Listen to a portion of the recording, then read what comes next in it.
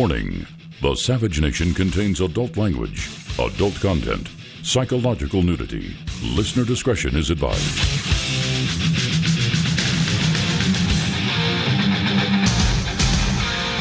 And now, America's most exciting radio talk show, The Savage Nation, home of borders, language, culture. And here he is, winner of the National Radio Hall of Fame Award, Michael Savage. Are you lonesome tonight? Do you miss me tonight? Hi, ladies. How are you tonight?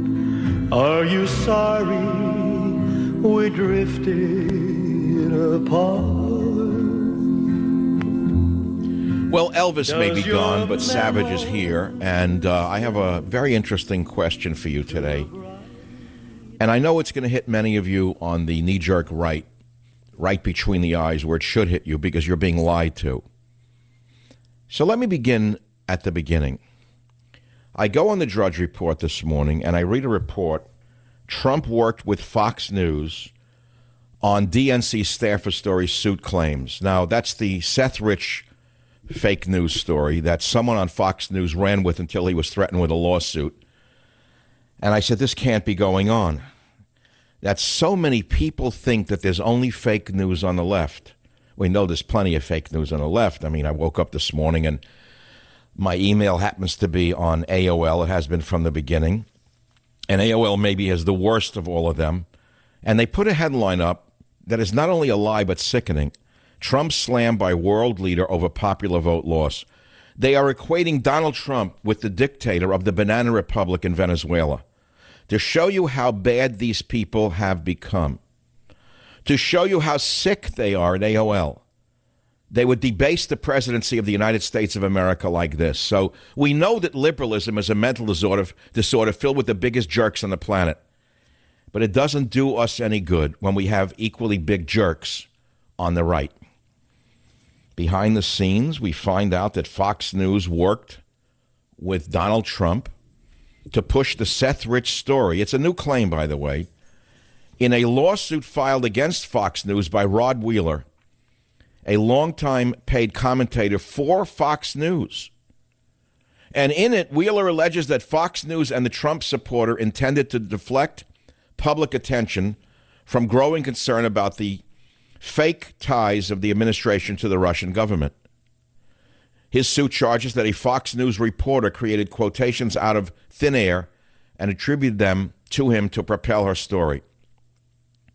We also know there was a commentator on Fox News, very closely tied to the president, who became nothing but a paid agitator and propagandist for the presidency, which is extremely bad for the conservative side.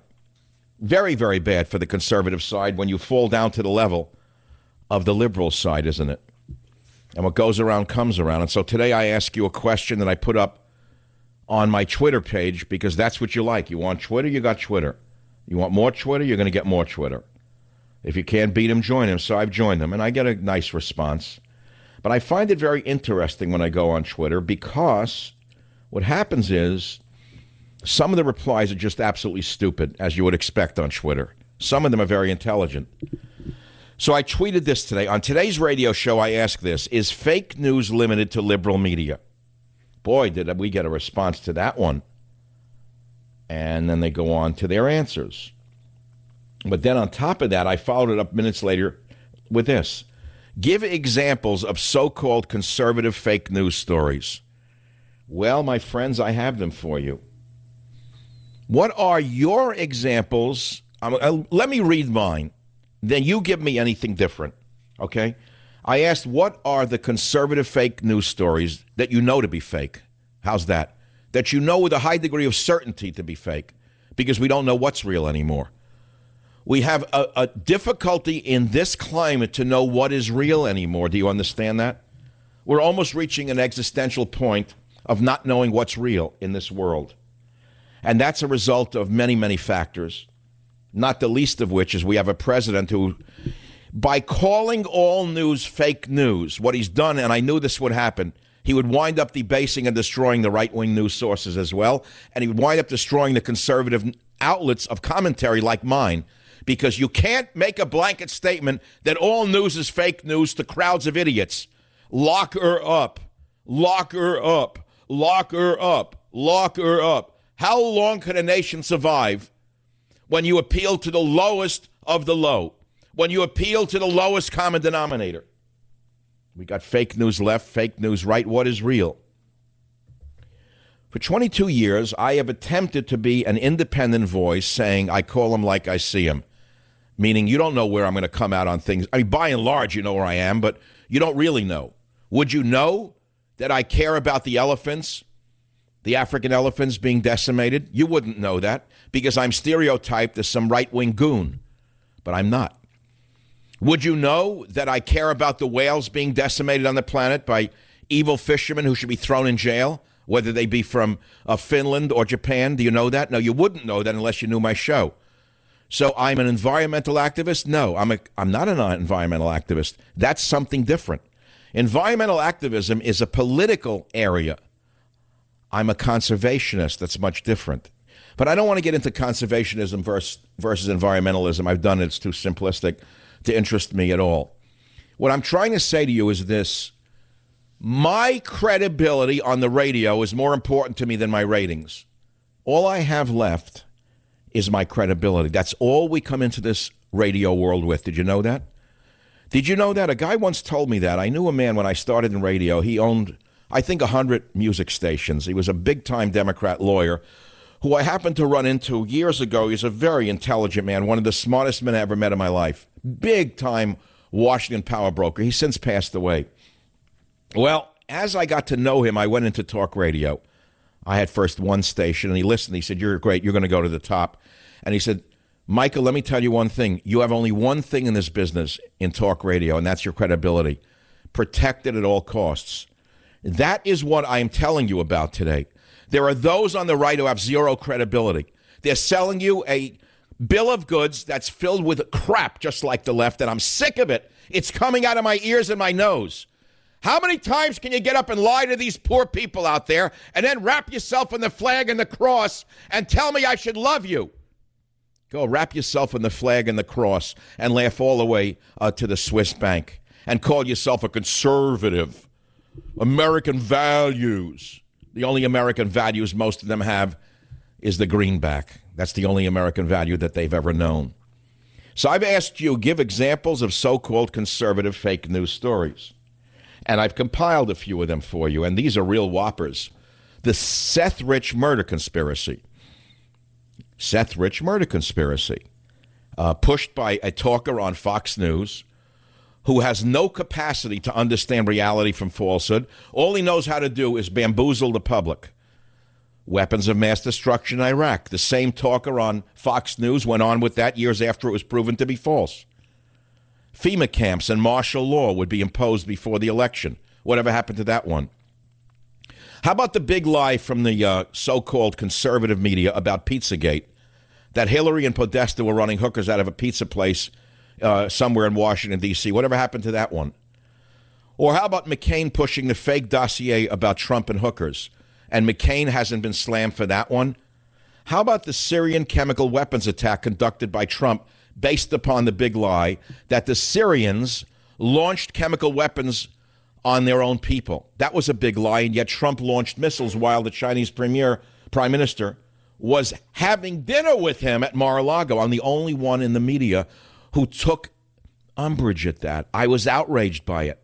I knew it was a big lie. I knew someone put it in Trump's ear, and Trump precipitously launched Tomahawk missiles at that Syrian airfield, blowing up Syrian Air Force jets, which were being used around the clock to destroy ISIS. It was based upon a false story whispered in his ear, probably by one of his very close metropolitan liberal confidants. Or how about the fake news story on the right about the Jade Helm affair? Remember Jade Helm? That the military was planning to impose martial law in the South? That never happened. So that's the opening to the show. And the reason I'm doing it is quite simple. All I've got is my credibility. I came into this world of radio naked with one thing only, my credibility. And I intend to go out of this world called radio with my integrity intact. And I do not care what groupthink may be on the right. I'm not included. So give us some examples of so-called conservative fake news stories. And while you're doing that, let me give you some real news. Real news is something that's irrefutable. So here's some real news about Trump's accomplishments. Are you ready for them? Jim Hoft of Gateway Pundit put this together a while ago. The stock market is at record highs. That's not fake news. That we know is true. Why, even liberals like Zachariah, the guy with the crazy eyes on CNN, you know him, who said that Trump's victory is an act of class rebellion against the educated. Zachariah, I'll compare my education to yours any day. You have a fake PhD, a useless PhD, a useless, worthless PhD from Harvard in what? Government? What does a PhD in government mean at Harvard, Zachariah? Nothing. It's a worthless piece of paper. I'll compare my education to yours, Zachariah, and I'm a Trump supporter. The stock market is at record highs, Zachariah. It was not before. U.S. debt has decreased under Trump since his inauguration. Jobs are up, projected over 1 million jobs in the first 6 months. According to the Bureau of Labor Statistics, unemployment rate since Trump inauguration decreased from 4.8 to 4.4%. That's pretty good. Inflation. According to the U.S. Bureau of Labor Statistics, the U.S. inflation rate decreased to an 8-month low in June to 1.6%. This is part and due to President Trump's energy policies that are helping average Americans with cheaper gas and electricity. Housing sales, irrefutable, red hot in the U.S. right now. Houses are red hot right now. Decrease in regulations, that's not fake news, that's real news. One of the first things that President Trump did in office was to reduce the number of burdensome regulations, meaning red tape, put in place by the communist Obama.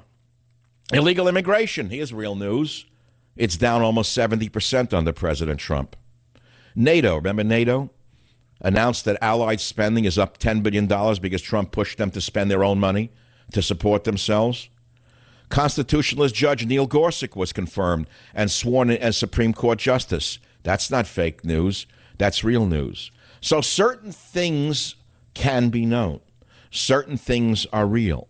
But I still stick to my original point. Are you ready for it? Give me examples of so-called conservative fake news stories, because I've had it up to here with those who wrap themselves in the flag and the cross. This is Michael Savage. Be here or be nowhere.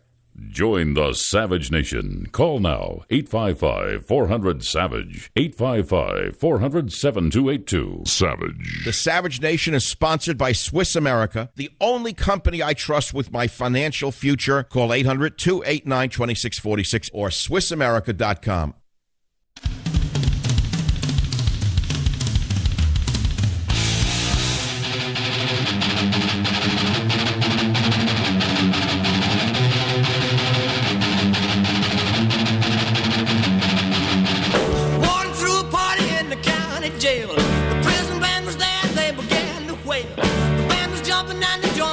Swing, you should have heard this knocked out jailbird sing and rock. It is the Savage Nation, heard across America, whether you like it or not. Too bad if you don't like it. So what are you listening if you don't like it for? That's what I don't understand. You don't like it, but you listen? Anyway, forget about it. Okay, so we keep hearing fake news, fake news, fake news, fake news, and we wake up to find out that on the right side, there's as much fake news as on the left. You know, it's easy to put on the white hats and the black hats. Oh, we're the good guys. Meanwhile, they come up with crap like the Seth Rich murder conspiracy, and they run it for months until they're sued to stop by the parents of Seth Rich. FEMA camps are coming. Martial law would be imposed under Obama. That never happened. Pizzagate. Hillary and Podesta were running hookers out of a pizza place. You know. Jade Helm. Military was planning to impose martial law in the South. Speaking of the military, there's an interesting phenomenon occurring right in front of our eyes. Mr. Trump just appointed another general to another major federal position to be in charge of the federal prison system. Probably a great guy. I'm a great supporter of the military. But I'm starting to get like a little eerie feeling about all the generals who are slowly and secretly or silently being put in place. Is that because there aren't individuals in the public sector who are capable of taking these jobs? Or is it that the best and the brightest from the public sector will not work for Donald Trump? They're not interested in running this government. I don't know the answer. And that's not to run the generals down, but, I mean, it sounds like we're becoming quickly like a South American nation. You know, yesterday I did a joke about North Korea with all those old generals with those oversized hats, with all of those medals that run down their chest, their arms, and their legs. What are we going to have soon? These oversized hats around Trump? Is that it? Well, anyway, I'm just asking. Seth Rich was one of them. There are others. On today's radio show, I ask, is fake news limited to liberal media? Okay, you don't want to play the game. You didn't hear about this on any other show, so you're unable to call. You're caught off guard. I gave you a list of all the positive things Trump has done since inauguration. That's good. And you don't want to go play the game of is fake news limited to the liberal side because you feel like you're being disloyal if you tell the truth about those you have come to believe were telling you the truth. Interesting what language really is, you know. Language is very interesting if you pay attention to it. If you pay no attention to it, language is of no interest whatsoever. Then you become a rap star. You just grunt and rub your crotch. Queen Elizabeth knocks back 4 drinks a day, I read today in the New York Post. Queen of England, she's 91 years old. She drinks 4 drinks a day. Darren McGrady, a former royal chef, told Business Insider that in the morning, the 91-year-old Royal Majesty drinks a gin and Dubonnet cocktail with lemon and ice. Me, I have a coffee with nothing in it. Well, I have a coffee sometimes with lactate milk in it. Next, the 91-year-old monarch often enjoys a glass of wine or champagne with a lunch. I never drink at lunchtime. Almost never in my entire life because I can't do anything afterwards. Finally, Margaret Rhodes, the Queen's late cousin, tattled that Queen Elizabeth is known to unwind with a dry martini and a glass of champagne in the evening, reports The Independent. A report from Town & Country supports this. After noshing on a light dinner, the 91-year-old Highness caps off the day with a glass of fine champagne. Pop Sugar reports that the Queen has ordered via royal warrant the following products over the past 5 years: Pimm's, Bacardi, Gordon's Gin, and Bulmer's Cider. Queen's daily diet includes 6 units of alcohol, which technically makes her a binge drinker by government standards. But she seems to be handling herself in her liquor just fine.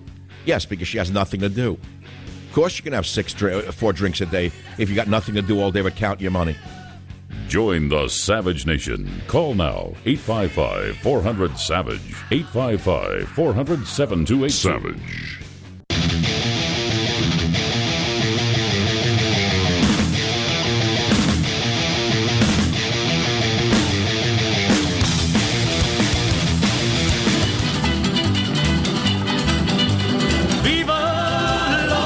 This is my least favorite Elvis song. Off. This is when he was on the way out already. Viva Las Vegas was his worst song ever. Elvis's best song was Are You Lonesome Tonight? And then I like Jailhouse Rock. I think I was like 10 years old in an air-conditioned movie theater.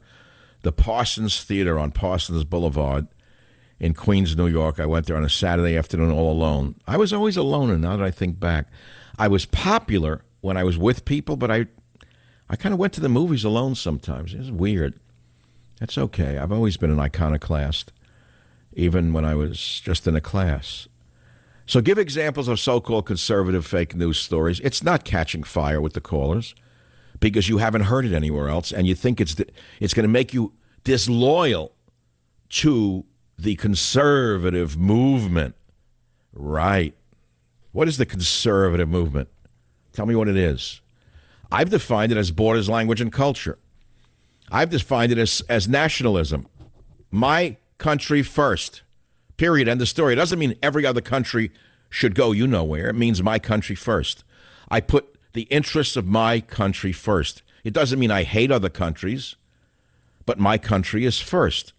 That's nationalism in a simple statement. Who does not understand that a nation is defined by borders, language, and culture? Tell me who cannot understand that. Tell me what nation on earth does not define itself by its borders, by its national language, and by its culture. Tell me what nation doesn't. You're telling me Mexico doesn't? Mexico is one of the most nationalistic nations on the earth. You ever go to a boxing match or a sporting event? The Mexicans wave their flag in my country They're not nationalistic. They're telling us to go to hell. Every country on earth loves their nation, except here in this country and, of course, in Europe, where all of the wobblies want to see this new world order run by a bureaucracy out of God knows where. I don't know where the bureaucracy is now. Brussels, great leadership in Brussels. So, yeah, I know what nationalism is. I know what borders, language, and culture means. But as far as conservative fake news, I know what that is as well. And it's getting me sick. And there's a turning point, at which point I'm not going to sit here and put up with this garbage, that we're all good, they're all bad, and there's some kind of team. There is no team. There's a cartel in the radio business that has excluded me from everything. And they hate me. The cartel, it's represented by one agent. Did you know that? I'm the only one who's not in the top 5. You don't know any of that. Well, I'll tell you right now. I've had it up to here with hiding it. It's a cartel. And they want me gone. They want me out of this business because they wanted one of theirs run by their little cartel so the money flows into their coffers. That's how upfront these conservatives are. You want to know what independent is? I'm independent. Take it or leave it. It's unvarnished. You get the unvarnished me. I'm not a member of the cartel run by the same agent that runs the top 5 talk show hosts and wants me off the air. Why do you think my books are never mentioned on Fox News? Why do you think I'm never called by Fox News to be a talk show host? They get obscure people no one ever heard of, talk show host from Nowhereville. Why? Think about it very carefully, and you'll understand what an independent really is. And you'll know what it means to march to a different drummer because you're listening to it. I mean, I could calm down, and I will. It's only Tuesday in the middle of the summer, but so what? What, I have to be calm because it's the summertime? I read that Trump worked with Fox News on DNC staffer story, according to a new lawsuit, by a guy who worked at Fox News, who says he was defamed by the network. Can you believe this? This is a big story. This is a huge story, and I'll tell you something else. This is something that you better hope doesn't happen. You better pray that Special Prosecutor Robert Mueller does not call some of the hosts from Fox News to testify under oath about possible collusion with this administration. Did you hear what I just said? I don't mean supporting this administration as I do. I am talking about colluding with this administration, orchestrating with this administration on an almost daily telephone basis to put out certain news stories to distract the dummies out there. That's something I don't agree with. I may support this president, which I do. Believe me, I do. But I don't collude with him. I don't talk with him. I met him only once since he was elected, and by chance at that. Do you understand the difference? Do you know what it's like to talk to a politician every night on the telephone and get your talking points for that day on your media outlet? Do you know what that's like? That's called propaganda. That is something that should not be done in this country, whether it's under Obama, Hillary, or Trump. It shouldn't be allowed. That's collusion of the worst kind. That means we lose our independence. That means we lose our freedom itself if you're listening to lies day and night. So it's good for me to be able to tell you this because no one else will bring it up. That's all. Now, yesterday I got emails saying, boy, you were funny yesterday. I felt like the Joe Pesci character. What do you mean funny? How funny? What do you mean I'm funny? How am I funny? What do you mean, I'm funny, or I'm a funny guy? You mean my statements were funny? I'm just funny. What do you mean? I felt like pulling out a gun and shooting myself in the foot. What do you mean I'm funny? So then the listener said, no, I'm a savage. When you did the Korean big hats thing. So for the sake of calming the women down who don't like when I yell, they get scared when I raise my voice. They want a man to talk nicely. They want me to sound like Mr. Rogers. They don't want me to show any testosterone or anger or rage. Rage, rage, rage against the sun. That is a great piece. Can we get that one for later in the show? I just want to hear it, Robert.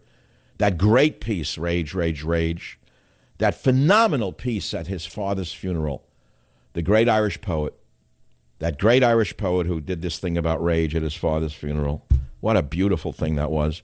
And as it was read, we have it. But Dylan Thomas, the old memory bank just kicked in. Old Dylan Thomas.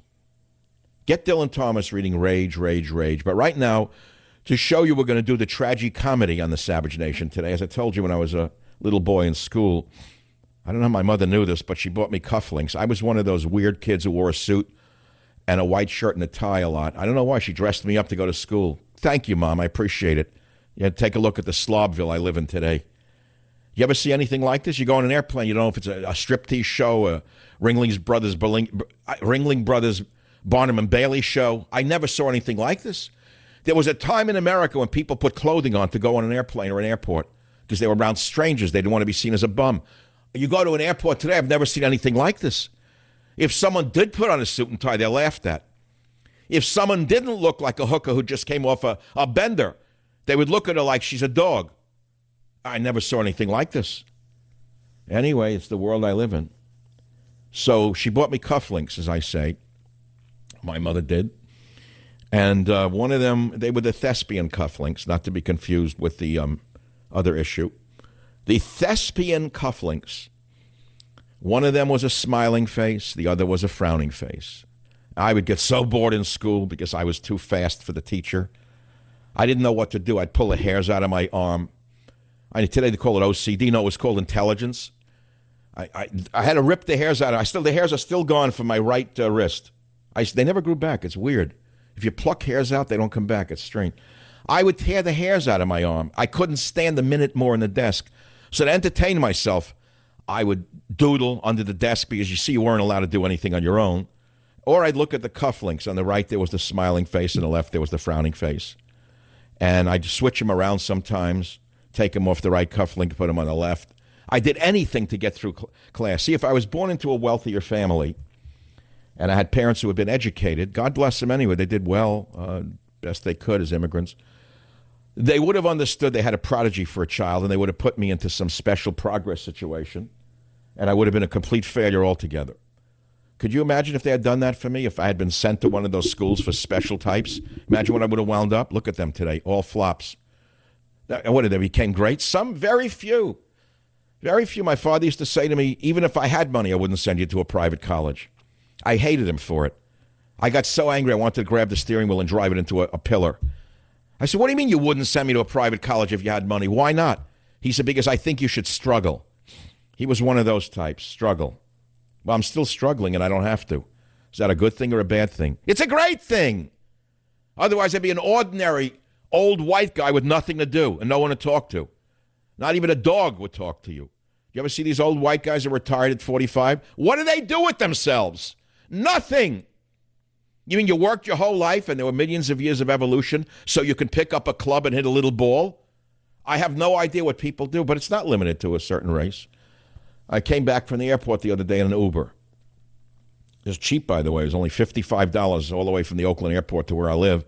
And with an hour and 10 minutes. Amazing. I don't know how they make money. So it happened to be a Chinese driver. So sometimes I chat. So I chatted him up. I came here in 1990 from Hong Kong. Got a higher degree, master's degree, but he's still schlepping. He has to do his regular job in Uber. That's with his higher degree. You understand what I'm saying?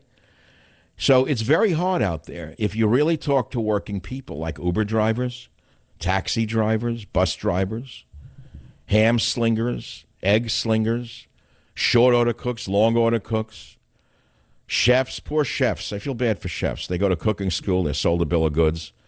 They're all going to be a superstar chef with their own TV show. Sometimes I walk down the streets of San Francisco and I look in the big glass windows where they put the kitchen right on the street. So you get to see the poor kids, the young people working in there. And you look at them, it's very sad. They were told if they went to cooking school, they'd be Gordon Ramsay in 3 months. Not a good job. It's a tough world, that cooking thing. It really is. I mean, people are sold bills of goods with everything, whether it be fake news on the left, fake news on the right, fake colleges. You want to go into fake colleges next? Fake degrees that are sold, these online degrees. A lot of good it did you, right? You got another online degree you got. And what kind of job was waiting for you? Nothing. There's so much fraud out there. I like to watch a show called American Greed. So I was watching one last night about scammers from Jamaica. Not Jamaica, Long Island, but the island of Jamaica. Scamming poor old people around America with stuff. I don't even know what they were selling, these poor women, like farm women who gave them hundreds of thousands of dollars, mortgaged the farm, almost sold the tractors because these Jamaican thugs threatened to kill and rape her daughter if she didn't send the money. Would you believe it? I can't believe how people are so gullible around America. And it's like Gullible's Travels. The more I look around, the more I realize it's a landscape of Gullible's Travels. On the left, they're told that there's equality. And the gullible believe Bernie Sanders is telling them the truth. They believe that that old liar actually believes in equality, actually believes he can deliver equality, and actually believe there is equality when there is no equality. Mao Zedong proved that. Mao Zedong, one of the worst killers in the history of the world, the Chinese communist leader, created a special area for all of the young radicals in China to come to get reinvigorated with communism. And he sold them a bill of goods called equality, that they flocked to this town up in the mountains of China. And he preached equality to them like Bernie Sanders, like Obama did, like Hillary does, like the Democrats continue to do. There was no equality. They wound up serfs working in the fields for Mao Zedong, so he and his party leaders could live like the pigs that they always were. That's communism. So where do we turn? I mean, again, make it a bigger question. I suppose I'm just doing a free-for-all today on the show. I started with fake news on the right. And why is Trump hiring all these generals? It's a very interesting question. I mean, I know why Trump's hiring all the generals. He can't trust anyone else, actually. See, generals have discipline and loyalty. People in the private sector have neither. They have neither discipline nor loyalty, and they're usually vulgar loudmouths. The generals of today are to be trusted. They're a different breed, especially the older ones, not the fake ones advanced under Obama. The ones who never fired a shot and became the master of arms. The ones who never flew a Cessna who are running the Air Force. The ones who can't drive a motorboat and are running the Navy. No, I'm not talking about those type. So leads me to something else, which is God, Faith, and Reason. I know I'm not talking about the book. I won't do it. It's too soon. But there's a very important reason that book's coming out in November, God, Faith, and Reason. And I told you I won't do any more political books. I'm going to try and stick to that. And no matter how tempting it may be to do another one, I really don't want to. I don't want to in the worst way. So as a man who was trained in science because I wanted to know what the truth was, and truth is very hard to find, how can I believe in God? How can I have faith when I can't prove God exists? That is the conundrum that I have faced my entire life. And I've never wavered. Once in a while, you'll hear it on the show. I get cynical. I get atheistic. But at the end of the day, God, faith, and reason. At the end of the day, reason and faith are twins. I'll be back and tell you why right here on the Savage Nation. Join the Savage Nation. Call now, 855-400-SAVAGE, 855-400-7282. Savage. The Savage Nation is sponsored by Swiss America, the only company I trust with my financial future. Call 800-289-2646 or SwissAmerica.com. Back.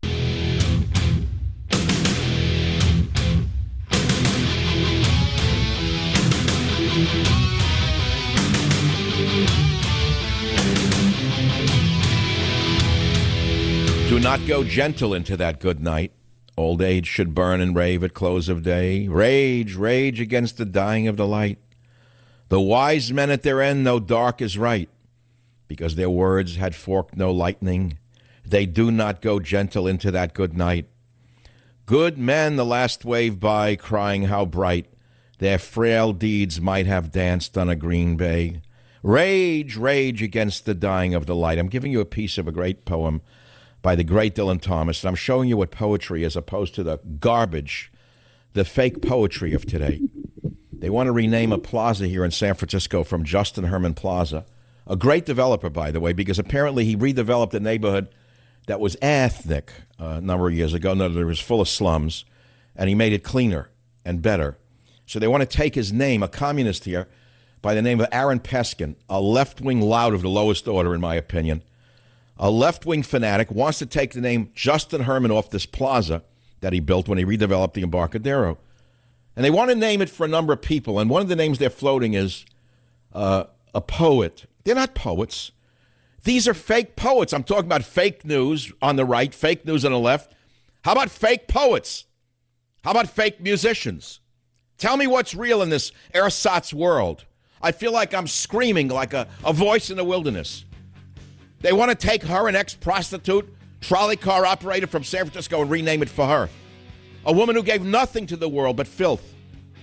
This is the world that we live in. Rage, rage, rage against the dying of the light. Rage, rage, rage against the dying of the truth. Join the Savage Nation. Call now, 855-400-SAVAGE, 855-400-7282. Savage.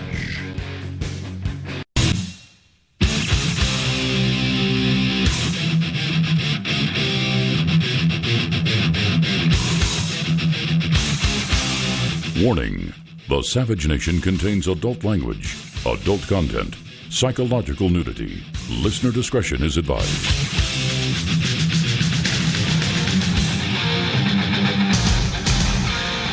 And now, America's most exciting radio talk show, The Savage Nation, home of borders, language, culture. And here he is, winner of the National Radio Hall of Fame Award, Michael Savage. Do not go gentle into that good night. Old age should burn and rave at close of day. Rage, rage against the dying of the light. Though wise men at their end know dark is right, because their words had forked no lightning, they do not go gentle into that good night. Good men the last wave by, crying how bright their frail deeds might have danced in a green bay. Rage, rage against the dying of the light. Wild men who caught and sang the sun in flight, and learned too late they grieved it on its way.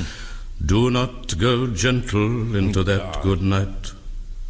Grave men near death, who see with blinding sight, blind eyes could blaze like meteors and be gay.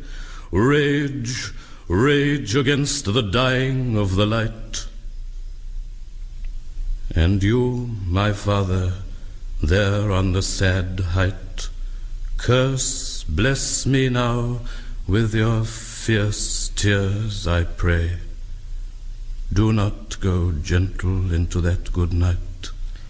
Rage, yes, that was Dylan Thomas. We can cut it off right here because I'm trying to make a bigger point, which is the difference between real poetry of this type and fake poetry. Real science, fake science. Real news, fake news. What is real? Does anyone know what's real? How do you know it's real? The left says that equality is real. That's the biggest lie ever sold to mankind. Show me where there's equality on the earth. Where on the baseball field is equality? All are equal. Or on the football field, they're all equal. The hockey field, they're all equal. Talk radio, they're all equal. There's no such thing as equality. At all. There never was. It's a big lie put forth by the communists. Of course, Bernie Sanders knows that. And he keeps pushing it, and the gullible believe it.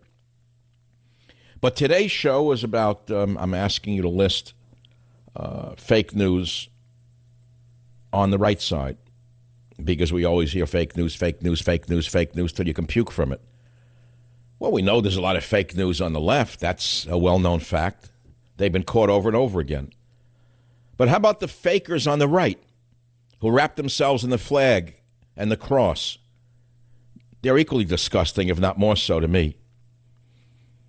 So where is the truth? I don't have a distinct answer for you. One of my heroes, one of the reasons I went into the sciences was because when I was younger, I don't know, maybe I'm going through the sufferings of young Werther again, when I was like in my 17, 18-year-old phase, which was a few years ago, I questioned everything. I didn't know what truth was. I wasn't one of these kids who just knew, become a doctor, become a dentist, become a lawyer, become an accountant, become a businessman, and you'll do fine.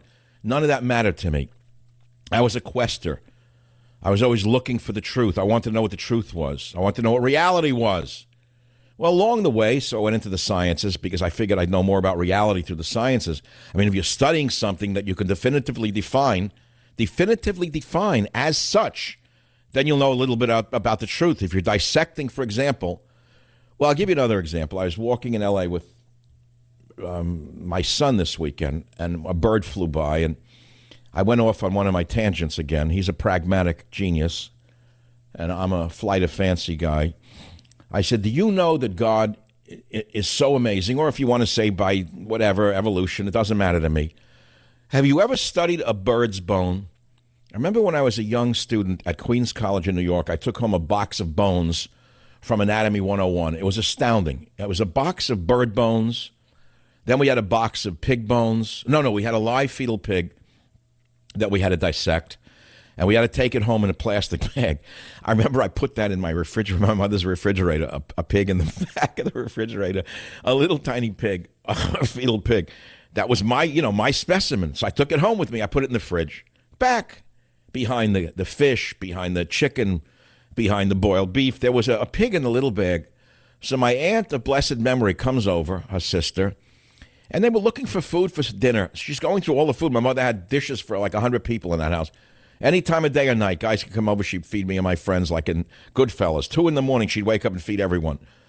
So anyway, my aunt's going through the fridge, and she finds a plastic bag in the back, and she don't know what's in it. She unwraps it and screams, "A pig! In my refrigerator!" I said, come on. Anyway, so, you look at the picture. There's the heart, there's the lung, there's the this thing. So anatomy is pretty real, isn't it? I mean, that's one way to get to know the truth, through anatomy. Well, Linus Pauling, one of the great men of my time, maybe of all time in many ways, wrote that he went into chemistry because he realized that of all the sciences, it was the one science that you could definitively get closer to the truth than any, meaning an element is an element is an element. Arsenic is composed like this. Gold is composed like that. Silver is composed like that. In other words, once you learn the structure of these things, that's the definitive definition of that element. There's no fudging it. He said that's why he went into chemistry, because he wanted to know the truth, and that was the closest he could come to the truth. Now, I'm going to jump around a little bit, and you'll have to put together this Kandinsky painting I'm doing for you today. Kandinsky on the radio today. Today it's not Picasso. Today it is not some of the others I've referred to. Today it'll be a Kandinsky painting, what Hitler would have called degenerate art. Meanwhile, him and his degenerate Nazi bastards were stealing all of the art from Jews and hoarding it in lockers and safes, stealing the art from the Jewish people who bought it, calling it degenerate art, running shows saying anything that was modernistic was degenerate. Meanwhile, they knew it was great stuff and they saved it. And, of course, after the war, it was found that they stole it. So Kandinsky was one of them, someone I've came to like a long time ago. So let me jump now and do a Kandinsky on you. We're going to go from what I'm talking about of what is truth to a passage from Job in the Bible, where Job, Job's tears, Job was a real depressive. If Job were alive today, Job would be put on antidepressants, and we wouldn't have Job in the Bible. Job would have become a happy golfer. Job would have become a happy Republican golfer, probably, if Job were alive today. He wouldn't have written this depressing stuff. He wouldn't have been depressed about anything. He would have been just Mr. Happy Job. Hey, Job, how are you today? Very good. Things are good. People are great. Business is wonderful. God bless America. Well, Job, if you read Job, I circled one of Job's pieces, and I'm going to read it to you if you want to hear depression. But he asks an interesting question in his little soliloquy, Job does. Why died I not from the womb? Why did I not perish at birth? Why did the knees receive me, and wherefore the breasts that I should suck? For now should I have lain still and been quiet?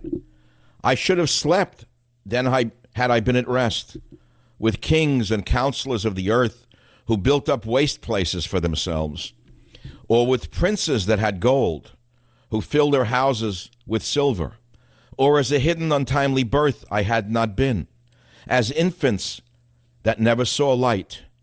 There the wicked cease from troubling, and there the weary are at rest. There the prisoners are at ease together. They hear not the voice of the taskmaster. The small and great are there alike, and the servant is free from his master. That's actually quite depressing. Job is saying, why was I born? Why was I born? Then I wouldn't see these horrible things on the earth. Yet it's in the Bible. It's in the Old Testament. Well, what's my point? I don't know. You'll have to pick up a Kandinsky painting to figure out what I'm saying. Maybe I'm not saying anything. Maybe I'm saying a lot. Maybe I'm giving you a glimpse of the truth by telling you it's hard to know what the truth is. What is the truth? Well, the truth is, if a woman's walking down a dark street at 3 a.m. and someone assaults her, that's the truth. She'll know what the truth is. I don't mean to be rude or crude, but I'm giving you a horrible example. You're in a car wreck, that's the truth. When your car hits another car, that's the truth. The truth is you come home and the doctor says, can you please call me? And he tells you got cancer. That's the truth. And you say, wait, what? It can't be me. I don't feel bad. And what stage is it? Stage 4. That's the truth. The truth is you've been waiting for your baby to be born for 9 months and it's stillborn. How's that for the truth? So the truths come to us whether we're ready for them or not at times we least expect. And we're never ready for the truth. Never. So we all live in a gilded cage of lies.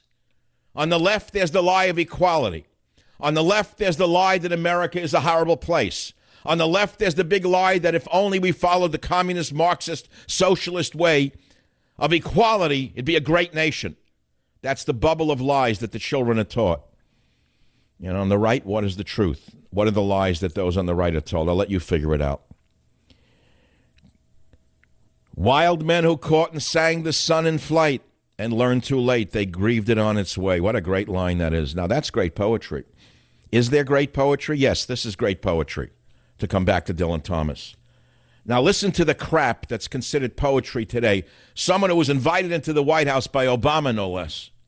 A woman who would not know poetry if it hit her in the face was considered a great poet. Maya Angelou, can you believe?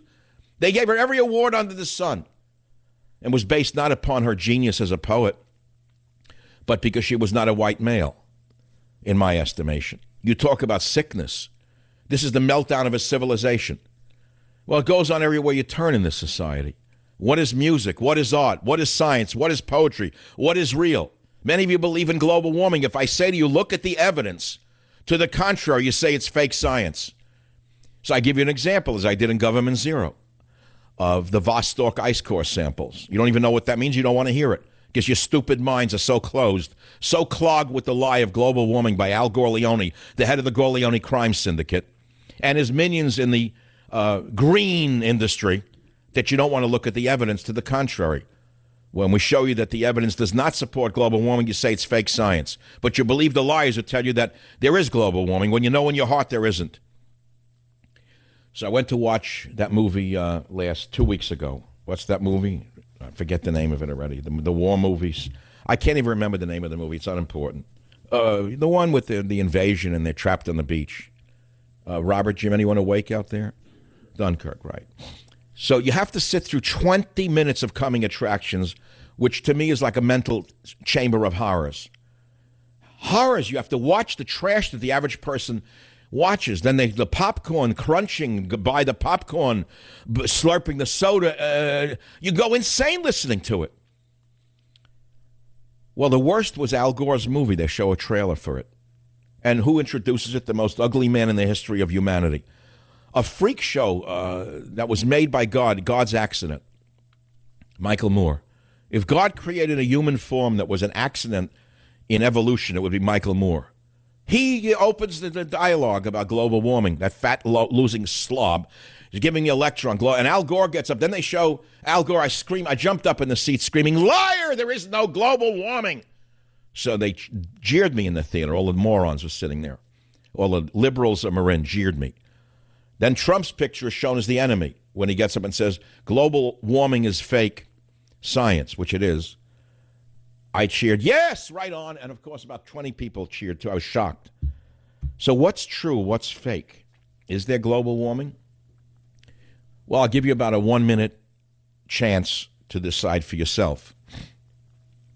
Vostok ice core samples.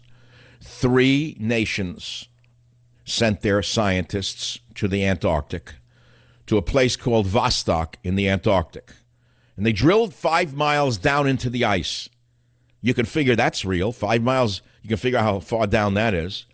And they pulled up an ice core sample that was 5 miles down into the ice. And they looked at it. And what'd they find out? They find out that thousands of years ago, the Earth was warmer than it is now.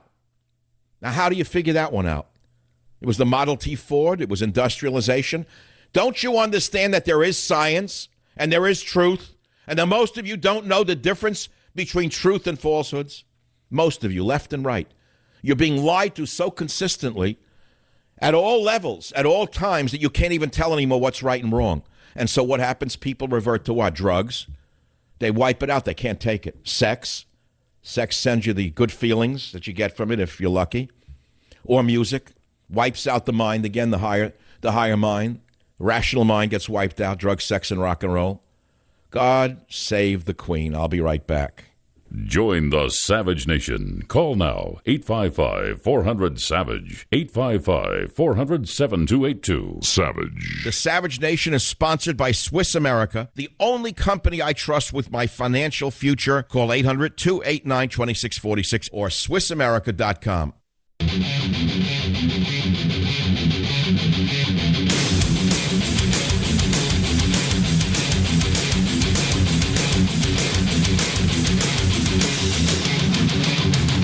How many years have I complained about guys like Chris Matthews coming from the Democrat Party, being a water boy for Tip O'Neill, being a left-wing fanatic, never belonged on television. Now we wake up, it seems like the whole Fox News team is going into the White House. Former Fox News executive said to be considered for White House job. No, Mr. Trump. No, no, no. Looks bad. Bill Shine, former co-president of Fox News, was at dinner last week with Mr. Hannity, trying to get him a job there in the White House. Why don't they just disinter Roger Ailes, stuff him somehow, get his stuffed figure and put him in the White House? Stick Roger Ailes in the Oval Office. Stuff him so the corpse doesn't smell. Mr. Shine now, no political experience, except in cable news, is now going to work for Donald Trump? This has to stop. Nobody out there is that dumb that they don't see this.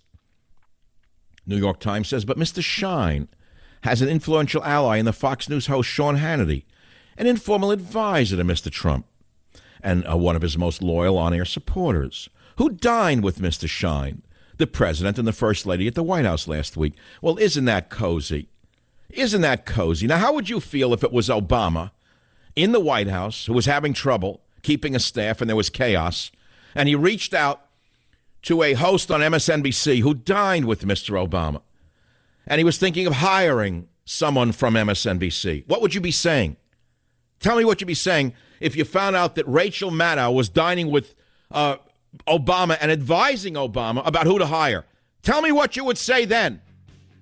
You'd have something to say, wouldn't you? But you don't have anything to say now. I'm sick of it. How many years have I warned you about the government media complex? And now here it is, Sean Hannity and Bill Shine, government media complex. And I'm supposed to keep my mouth shut? I refuse to. And you ought to be outraged by this. It's sickening. Beware the government media complex. 1999, Commonwealth Club, Michael Savage, famous speech. Look it up. Join the Savage Nation. Call now, 855-400-SAVAGE, 855-400-7282. Savage.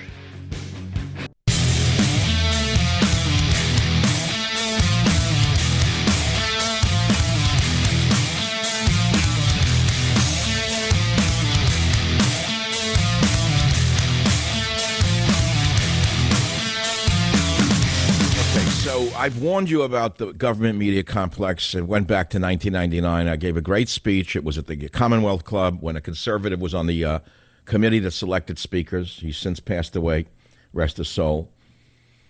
And I complained for years about liberals who leave the government and go to work in the media, and notably the one that comes to mind most prominently is the biggest phony of them all, the one who practically spits on himself every time he speaks, a deranged fool. I don't have to mention his name. Now we wake up and find out that Sean Hannity is an influential ally of Donald Trump, talks to him all the time, dines with him, and brings in Mr. Shine from Fox News. And I'm not supposed to say anything? This is wrong. Period. Wrong, wrong, wrong. What's good for the goose is good for the gander. If I complain about it on the left, I'll complain about it on the so-called right. Yeah, some right. They'll laugh all the way to the bank. It gets even more interesting. Mr. Shine's job prospects are unclear, say the New York Times. says the New York Times, now that Trump has fired his communications director, Anthony Scaramucci, who also was at the dinner and worked with Schein during his tenure as a host on Fox News and the Fox Business Network. Mr. Schein's association with Mr. Scaramucci may hinder his chances with some factions in the West Wing. You know what? It should hinder his chances just that he worked for Fox News. I don't want news people in the White House. That means we're going to get propaganda. Do you understand what we're seeing here? I don't want propaganda from Trump. I want reality from Trump. I want his agenda. I don't want bull crap. Third person briefed on the discussion said that the administration was considering a behind-the-scenes role for Mr. Schein that took advantage of his skills producing and staging televised events. Hello, Lenny Riefenstahl. Mr. Schein, 54, did not respond to a request for comment. The White House did not return inquiries on Tuesday morning. Mr. Hannity, through a Fox News spokeswoman, said that the topic of Mr. Schein's employment did not arise at their dinner with the president. Really? What did they talk about? Russian adoption, Sean? Is that what they talked about at the dinner with the president? Adoptions in Russia? Oh, the press release says, Bill Schein is talented enough that he doesn't need my help in getting a job in the White House or any other position, said the talk show host. The president's public relations team has been in a state of flux between Scaramucci's abrupt blah, blah, blah. Unlike the bombastic Mr. Scaramucci, Mr. Schein is known as a low-key operator with a nose to the grindstone work ethic and an allergy to the spotlight. That's good to know, but still he's a propagandist. He knows how to create propaganda. At Fox News, Schein was seen as embodying the channel's typical viewer, pitching stories about meat and potatoes issues like the gas tax, boasting to colleagues about his commute from Long Island on an early morning train filled with construction workers. I guess that makes him a construction worker. If you commute on the same train, suddenly you're a construction worker. The talk show host on Fox speaks frequently with Mr. Trump, like every day on the phone, is close to Mr. Schein, and the two men spend time together with their families. At Fox News, the pair talk several times a day, and the talk show host, in an unusual move, publicly defended Mr. Schein when the executive job was in jeopardy, saying that his exit would mark the total end of Fox News as we know. Well, he was wrong about that, just as he's wrong about most everything else. Mr. Schein is also was a loyal deputy to Mr. Ailes, blah, blah, blah. You get the picture. I can ask you how you feel about people coming in from the news business to work with Trump. You'll say it's fine. But when it happened under Obama, that was not fine? Sorry, the government media complex is the government media complex is the government media complex. It doesn't matter where they come from. Well, Frank on WABC, line 4, you'll be the first caller today. It's been an hour and 35 minutes of me. Frank, what's your position on what? Concerned about the incestuous relationship between Trump and the Fox News.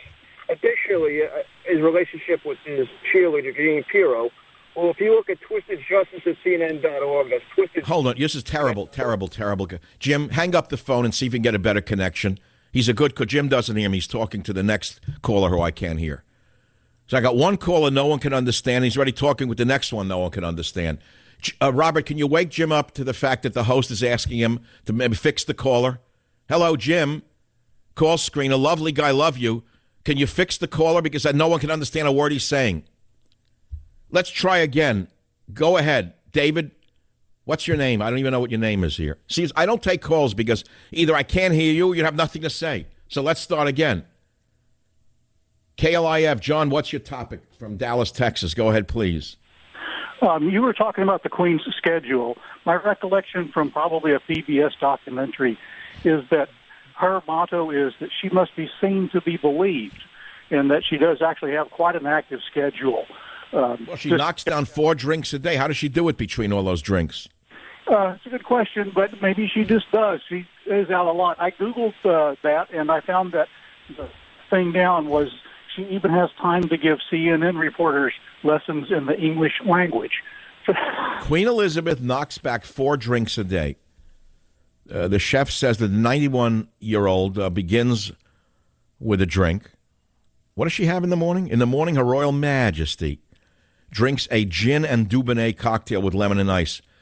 Could you function if you had a gin and Dubonnet cocktail for breakfast, John? I just drink a pot of coffee. I'm just a coffee. Yeah, me too. I have a cup of coffee in the morning. If I had a gin and Dubonnet, I'd be finished for the day. But maybe some people are different. You know, maybe it's sure. If you don't work for a living and you inherited stolen estates and stolen land, well, I don't know. And you drive around like a royal highness, and you've done nothing in your life but live off the largesse of the past thievery of the royal family. Of course, you could have 4 drinks and look like you're doing something. No, I'm an anti-royalist. Sorry, always have been. I was raised on it. I'm not saying we should do a Romanov. I didn't say that, but they're all wastrels, all of them, every last one of them. You tell me Prince Charles is a useful human being? The moron runs around talking about global warming and painting watercolors. He never worked a day in his life. Never. What would Prince Charles have been capable of if he didn't inherit that money? What would he be able to do? You think he would have made something of himself? I doubt it. I doubt it very much. My father hated royalty. I don't know why. He wasn't a communist, my father, but he used to walk with me and hold my arm. And every time Prince Charles appeared, we were about like the same age. He would say, "Look at that inbred. Look at that inbreed. Look at the ears on that bum." He'd go on and like a madness about Prince Charles. What a useless idiot he was. I guess it rubbed off on me. Turned out he was right. Look what Prince Charles became. Sits on a heath and paints watercolors. And when he does talk, gibberish comes out of his mouth. Global warming, no borders, no language, no culture, lives behind armed guards, armed gates, huge fences. Okay, what else is new under the sun? The truth, right? Where is it? Maybe in chemistry. Frank, you're back on line 4. Let's try again. Frank, go ahead, please. What's your topic? It's even better. That's an even better call. What do you get, a phone from China? Where's the phone from? What was that? Yeah, the Uber driver. The Uber driver had a phone that wasn't even an iPhone. I showed him my iPhone. He said, "I have one from China. It costs less money. It's $300." He said, "This is the 3rd most popular phone in China. It's very cheap. It's not made by Apple or whatever, whoever makes them." I don't know. Maybe he got one from China on a bargain basement somewhere. Maybe a kid snatched one in the streets of Beijing and sold it to him. That's what he called back on? All right, let's go to the callers then. Let's go to another caller here on the issue of generals being given jobs in the Trump administration. Because I read another general was appointed to run the federal prisons. I mean, that's not a bad idea. I'm a supporter of generals, but how many generals can there be in the Trump administration until we wake up to the issue that there are generals in the Trump administration, not civilians? What is this about now? Steve on KBOI Radio. Go ahead, please. Yeah, Mr. Stabbers, a great show today. About the generals. It is a great show. This show is as good as a Kandinsky painting. Right.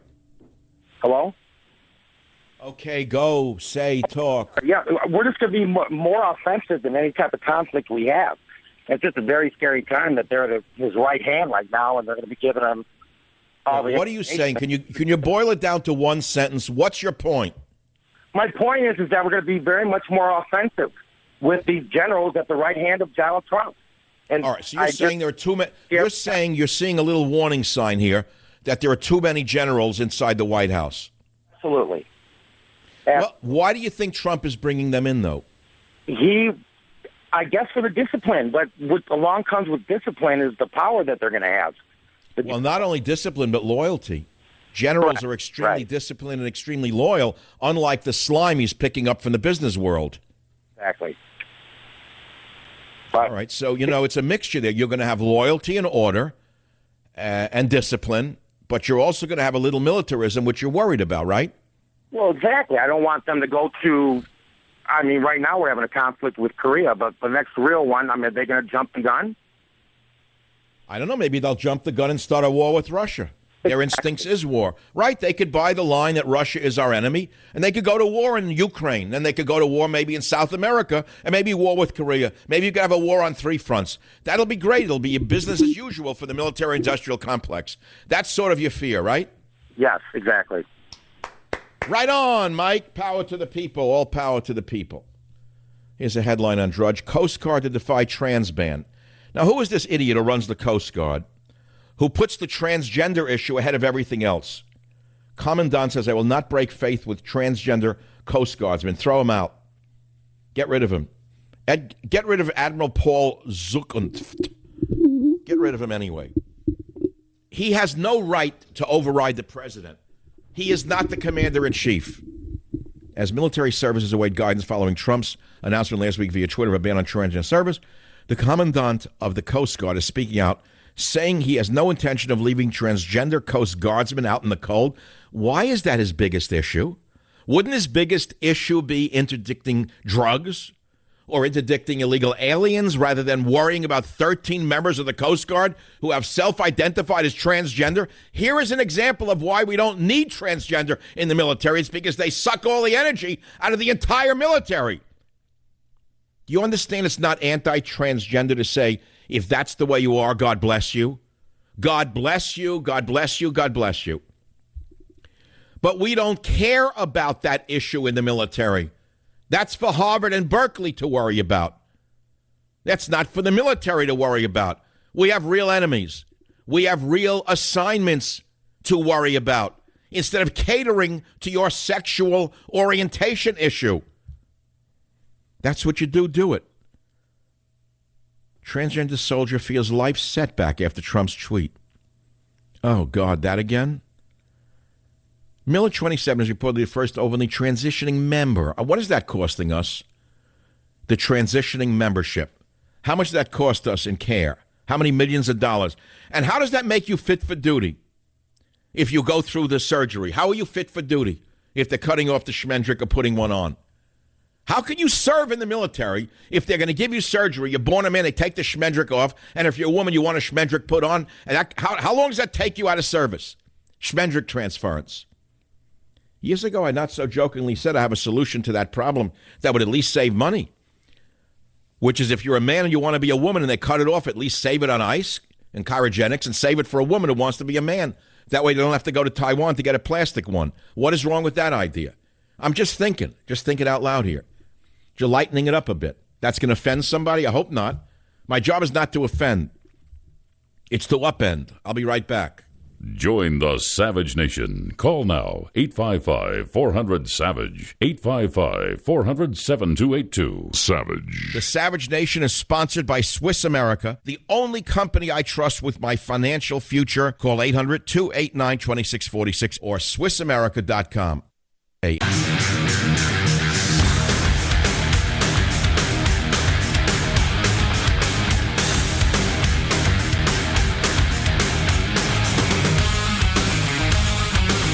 Hey, welcome back to the Savage Nation. You know, there's no such thing that's sure in life except death and taxes. I've told you that, right? Well, let's talk taxes, because if you owe back taxes to the IRS, you're not going to like hearing about their 92% conviction rate. That means that the IRS wins 92% of tax avoided cases that they prosecute. 92%. Look, maybe you skated by this long, but they're coming for you. You have to get out in front of your IRS problems before they show up at your home and work, before they take your paycheck and bank accounts, and before they add you to their 92% conviction rate.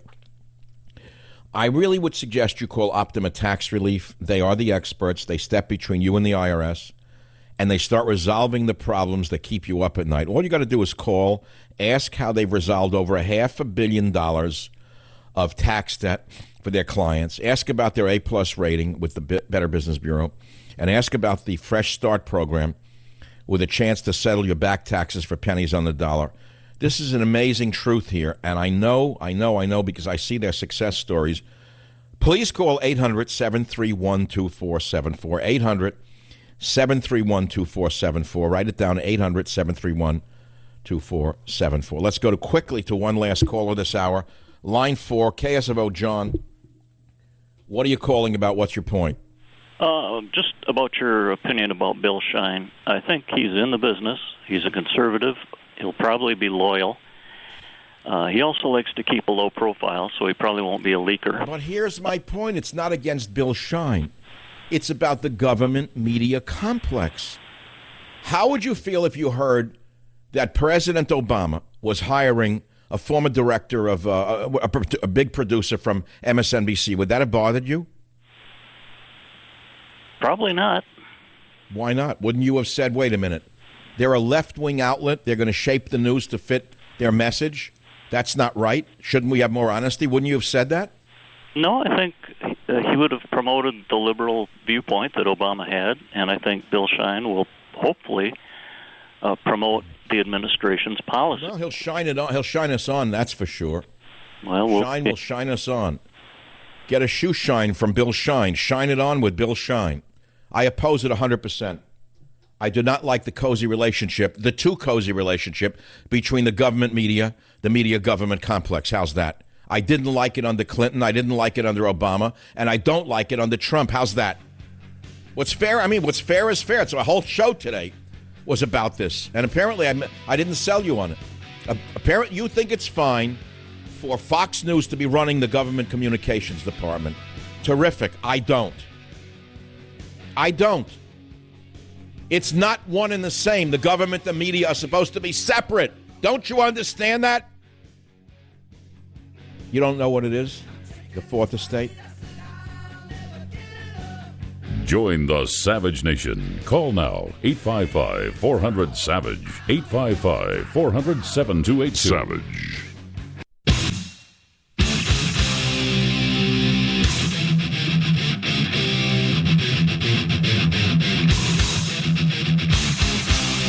Warning, the Savage Nation contains adult language, adult content, psychological nudity. Listener discretion is advised.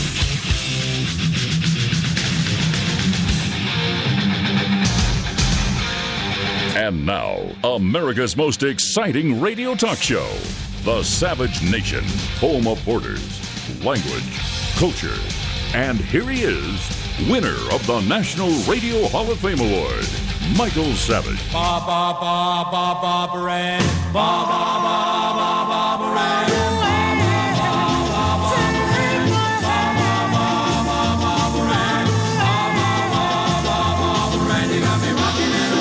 Savage Nation, hour number three. Hour number three. Is fake news limited to the liberal side? Well, we've been talking about that for 2 hours. Now we find out that Fox News is practically running. Well, let's say ex-alumni of Fox News and current talkers are probably deeply embedded in the White House, which is why they're off track. Now, I'll never forget for a minute that it would be all well and good if the Fox News advice was working. But apparently the idea to tweet day and night comes from someone at Fox News. The idea to stick to the same basic themes over and over again, despite the fact that the people have heard it and they're not buying the act anymore. Fox News again. So it's not working. That's my main complaint. But the bigger complaint is beware the government media complex. And I asked you for a list of conservative fake news stories, and we have plenty of them.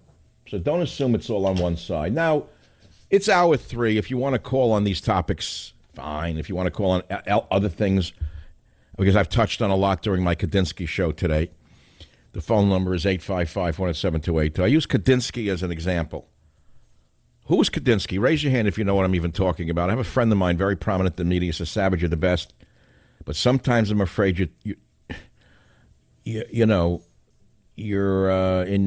too big for the room, so to speak. I mean, this is not stand-up comedy. I'm not in a comedy club. I watch the show called I'm Dying Up Here. That's the kind of garbage humor that gets people famous in this society, but it's not much different in talk radio. It's the same as I'm Dying Up Here. The same laugh lines, the same punch lines, the same liberals bad, conservatives good. Listen, I've done it. I know it all. I'm through doing it. I've been through doing it a long time ago. I moved on, so to speak. So yesterday, some comedy came up, like Korean big hats. That was funny. Someone said that was funny. Was it funny, really, Robert? Was it funny enough to replay? Let's hear clip one, Michael Savage doing funny on the Savage Nation from yesterday's program. Let's hear 01. Or you could say, with all of those old men generals, with all that metal on their body, I don't know, they get a medal over there for what? They hang down their legs with the big hats. What did they buy? Oversized hats from Russia that don't fit their heads? Can't they buy hats that fit them? Their hats are 5 sizes too big. It's like a comic strip. So all those old generals with the big hats in North Korea, there is possibly, with all the medals hanging down their arms, their legs, front leg, back of the leg, another medal. What if we put a giant magnet in the sky and flew it over North Korea? Maybe we'd pull them all up into the air. Then we could drop them over China. That might work. Hey, right on. Good idea. Just a giant electromagnet of some kind. Float it over North Korea. Turn the beam on, Scotty, and lift up all those old generals and then drop them on China. Let's see if that works. Not bad. Even the next day, I see a smile on the face of the guys in Dallas who never smile anymore. They don't call, they don't write, they don't smile. Not bad. That was yesterday. But I'm not a comedy. I mean, it's not a comedy show. If humor pops up in the midst of the political discussion, I'll do it. I don't write comedy stuff. Okay. Well, what should I do for you for the rest of the hour? What would you like me to do? You want me to read stuff from my own website? No, we got some sound. Okay, here's what I wanted to play. There's an arrogant loser in the media who I particularly dislike. Let's put it to you that way. I don't like a lot of them for a number of reasons, not only their politics. Mad Cow I don't like because of the sneer. She's too in love with herself, and she's too smart for her own good. She thinks she's talking to her sorority sisters at a college roast somewhere all the time, always with the sneer. I don't like the sneer. I don't like Chris Wallace's sneer on his lip. The worst of them is Fareed Zakaria. Those eyes look like an ISIS recruiting poster to me. I'm not implying he's an ISIS, don't get me wrong. But if you were to create an ISIS recruiting poster, you could easily transpose Fareed Zakaria's face onto it. Listen to what this man had the nerve to say about you, the voters, who elected Donald Trump in clip 3. Why did he come close when he made so many statements, gaffes, mistakes that would have blown up the candidacy of anybody? There must have been something there that was deeper. And we tried to get at that deeper issue, which is really a portrait of America, a kind of cultural and class portrait of an America that feels deeply resentful about the direction the country is going in. And the people who run the country, people, who are professionals, urban, educated. This is, in a sense, an act of class rebellion. It is an act of cultural rebellion. And Donald Trump is their guy. Well, that was brilliant. He ought to get maybe a Pulitzer Prize for that insight. Of course it's class rebellion against morons. You think because you're educated and professional, you know what you're doing?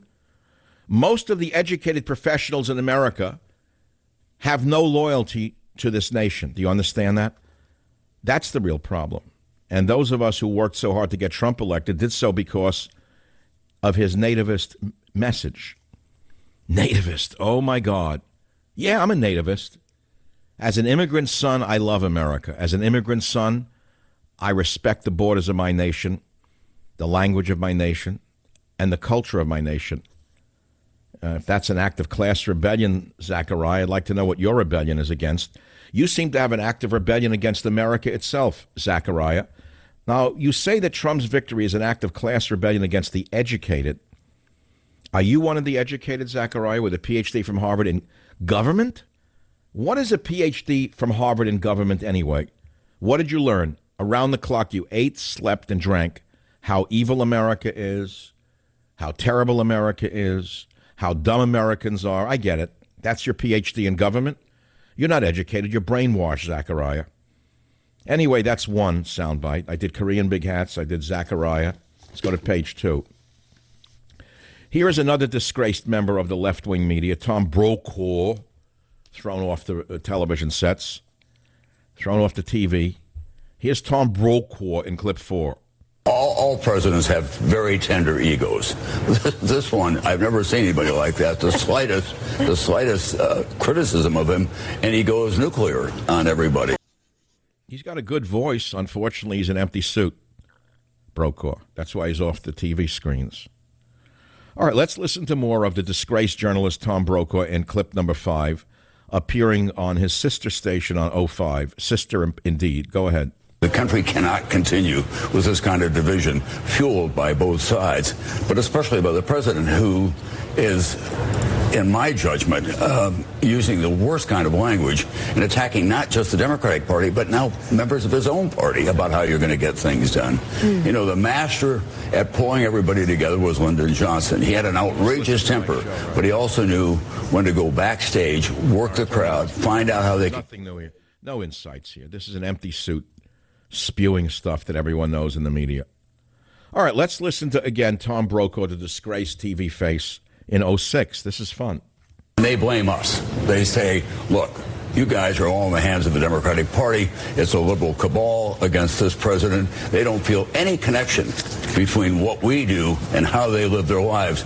And they're not entirely wrong, because they look at these shows or doing analysis and commenting on the thing, and they don't see anybody who looks like them or lives the lives that they do.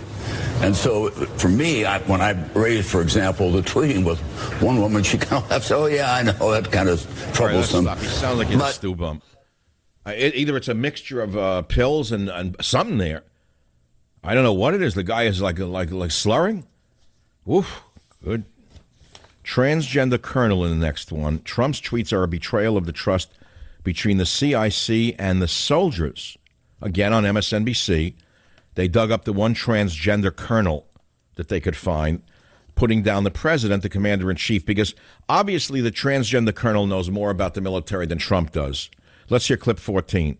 When I woke up Wednesday morning, I was really shocked that our commander-in-chief could turn his back on 15,000 service members that are, get up and put on their uniform every day to go out and keep our country safe and free. Get out of here. The tweets really... Stop it. I don't want to hear anymore. To keep our country safe and free. How much does the surgery cost? Let us put aside all the rhetoric. How can anyone who's going through surgery at government expense to take the schmendrick off if they're a man or put a schmendrick on if you're a woman, how can you function?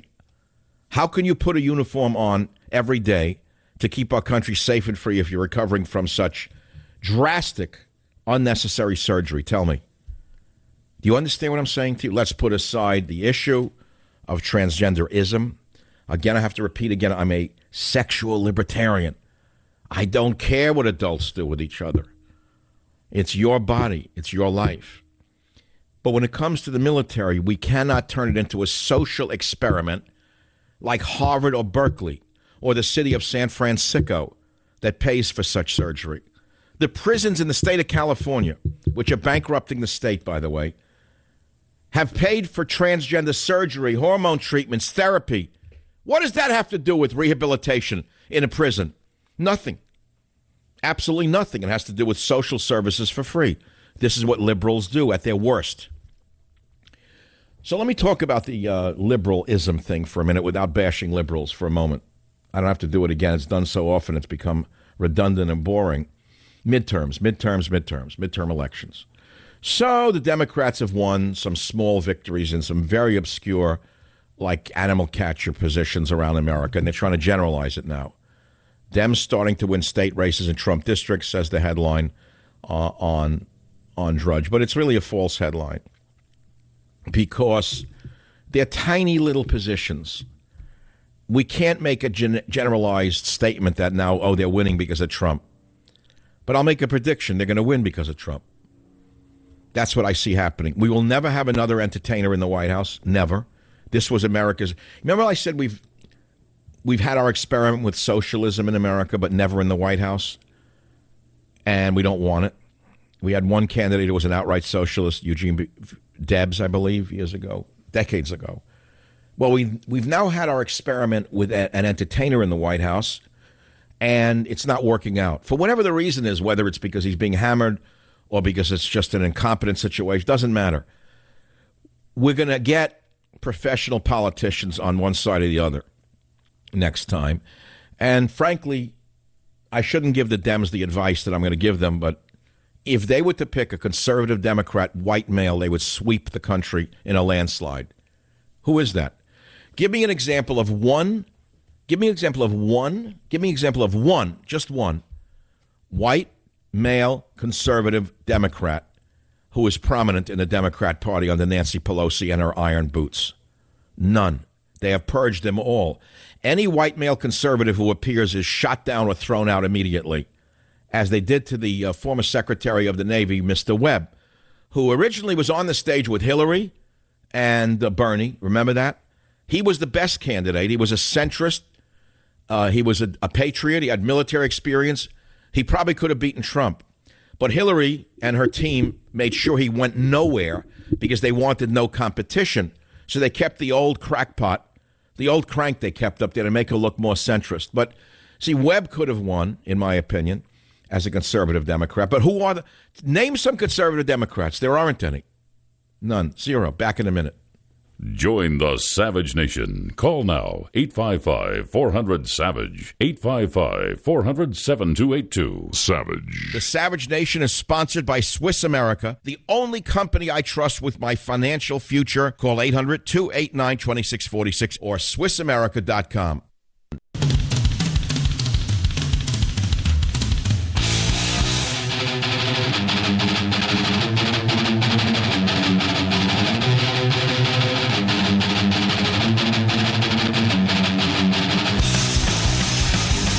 Here's a soundbite you have to hear. You know, Lindsey Graham is a species unto himself. He's even more bizarre than John McCain. At least John McCain was a pilot and served 5 years in a military prison camp, tortured to death, almost to death by the Vietnamese. Lindsey Graham is a warmonger of the worst kind, always beating the war drums, obviously in the pocket of the government media, the military-industrial complex. And he wants war with North Korea now, this lunatic. For months, this lunatic, Lindsey Graham, wanted war with Russia. He didn't shut his mouth about Russia. Now he's on the warpath with North Korea. Here's Lindsey Graham, the screwball, in clip 9. President Trump has said, I will not allow them to get an ICBM with a nuclear weapon on top to hit America. They're headed that way. The only way they're going to change if they believe there's a credible threat of military force on the table. The Chinese are miscalculating Trump and so are the North Koreans. He's got to choose between homeland security and regional stability. Japan, South Korea, China would all be in the crosshairs of a war if we started one with North Korea. So what is he saying? Does anyone know what he just said? Does he want war with North Korea or not? Well, the fact of the matter is it's a problem for Japan and South Korea and China more than it is for us. And since Japan and South Korea are not communist nations, my belief, my suggestion is that let Japan and South Korea eliminate the North Korean problem, not us. We have our own problems. That's my... Where's Japan on this? Japan has a very powerful navy. Are you aware of that? They have very advanced weaponry. And the Japanese military have hats that fit. Apparently, they didn't buy them from World War II Russian stocks. The Japanese military wear hats that fit them, the right size. The Koreans bought old Russian World War II hats from men who came from Siberia, apparently. They're all 4 sizes too big, but they got a bargain on them. Probably a relative of Madoff sold them the bill of goods. Who knows? Maybe Madeleine Albright, when she went over there years ago, did a side deal on hats that she got through Madoff. We can't tell why they all wear such oversized hats. And no one could say to them the hats look ridiculous to the rest of the world. It's a laughing stock. Why do you wear hats that are so big? Because if anyone said it, they'd wind up in the gulag or shot or served as dog meat. So everyone looks at the other guy's hat, which looks ludicrous, and they all smile all the time. Why are they always smiling in North Korea? Because if you don't smile when the Grand Leader is around, you get shot. So they all make sure they smile more than the other guy. Everyone's smiling all the time, as was done under Joseph Stalin, who smiled all the time while he was macerating and killing individuals. Hitler was the same way, but he didn't smile. All right, that's that. Now what? What do you want to talk about? What would you like to talk about in the Savage Nation? Because when I come back, you're going to find out what I'm going to talk about on the Savage Nation right here on your local station. Join the Savage Nation. Call now, 855-400-SAVAGE, 855-400-7282. Savage.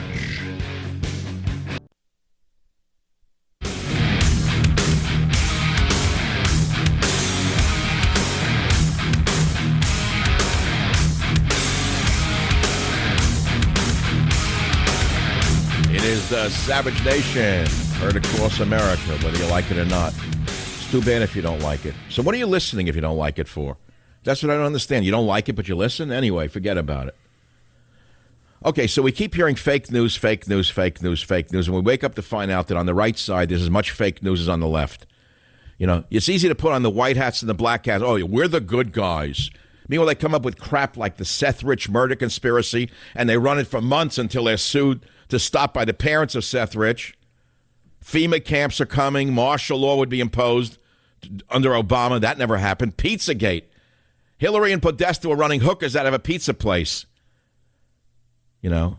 Jade Helm. Military was planning to impose martial law in the South. Speaking of the military, there's an interesting phenomenon occurring right in front of our eyes. Mr. Trump just appointed another general to another major federal position to be in charge of the federal prison system. Probably a great guy. I'm a great supporter of the military. But I'm starting to get like a little eerie feeling about all the generals who are slowly and secretly or silently being put in place. Is that because there aren't individuals in the public sector who are capable of taking these jobs? Or is it that the best and the brightest from the public sector will not work for Donald Trump? They're not interested in running this government. I don't know the answer. And that's not to run the generals down, but, I mean, it sounds like we're becoming quickly like a South American nation. You know, yesterday I did a joke about North Korea with all those old generals with those oversized hats, with all of those medals that run down their chest, their arms, and their legs.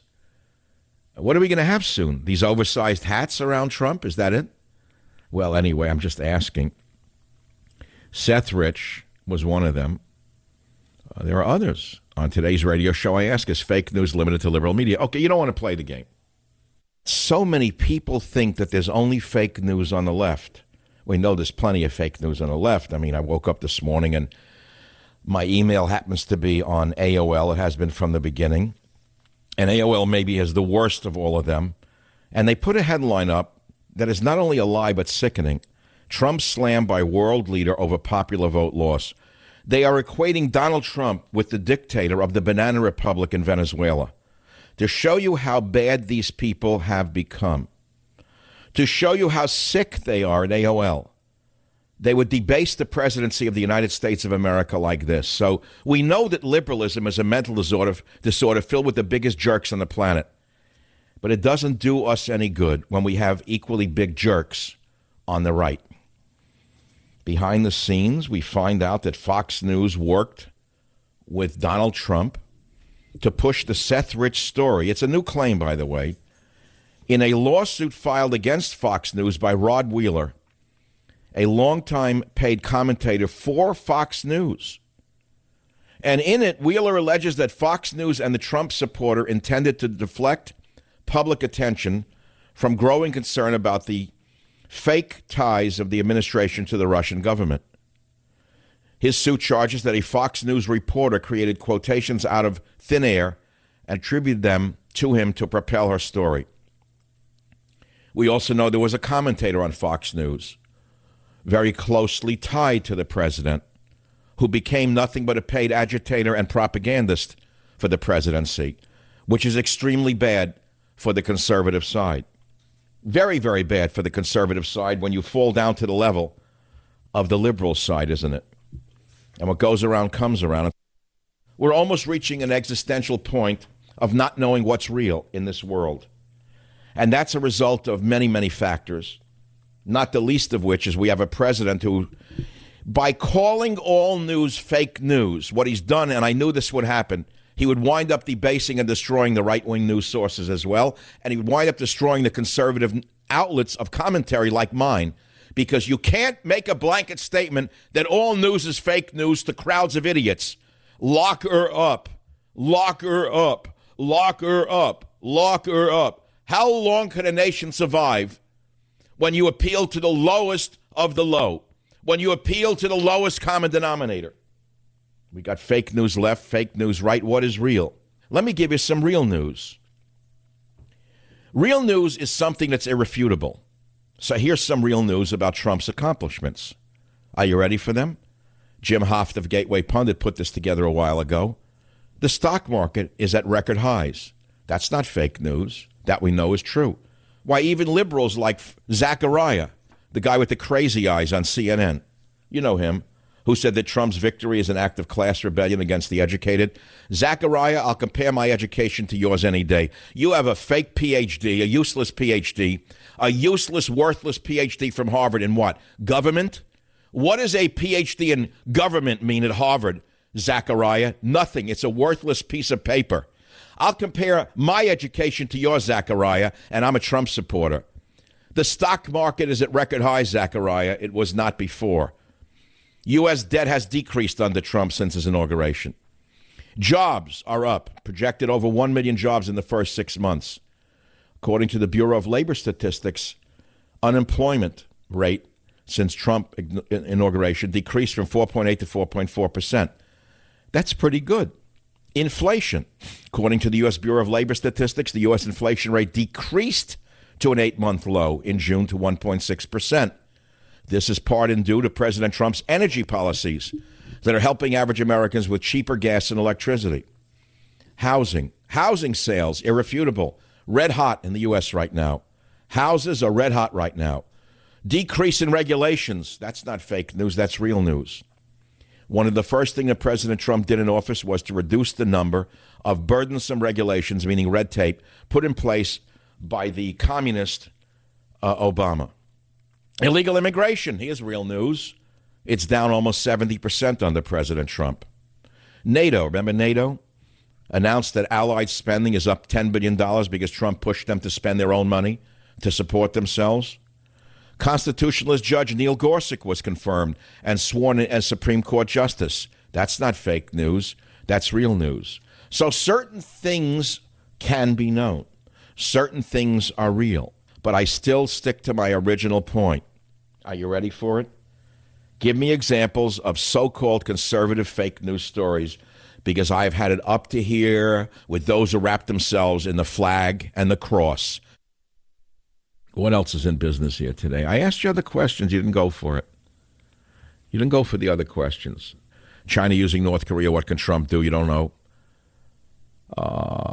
Oregon immigrant deported 20 times, and they let him go, and they wouldn't turn him over to ICE. He raped a 65-year-old woman. When will you liberal women wake up? An illegal alien from Mexico was deported 20 times by the vermin in Oregon for crimes, and more crimes. He came back because they would not tell ICE that he was back. They wouldn't turn him over to the federal government to throw the bum out. He came back, he broke into a house of a woman, 65, and raped her and took her car. Have you liberals no brains? What is it about you? What is it that keeps you on that pathway when you know it's so destructive?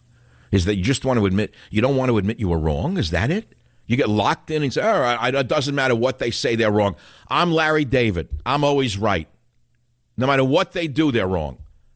Even if he rapes 10 65-year-old women, I'm still in favor of releasing illegal aliens because that's our doxy. Doxy. What else is in the news? What can you say about that? It's just crazy. All we know is Scaramouche is out. Hard-edged guy, Harvard Law. Tough kid. This is a tough guy, smart and tough. Construction worker, Sicilian family, father construction worker, went to Harvard, built a hedge fund, sold it to the Chinese. Stupid he isn't, but a loudmouth vulgarian he was, and he pushed his weight around a little too fast. Don't talk to me about health care. There'll be no calls about health care on this show ever, unless it's finally in or out there. I don't care about it anymore. We don't talk about it. Spicer says, I'll proudly play any role if Pence seeks White House. Oh, they're lining him up like we don't know that.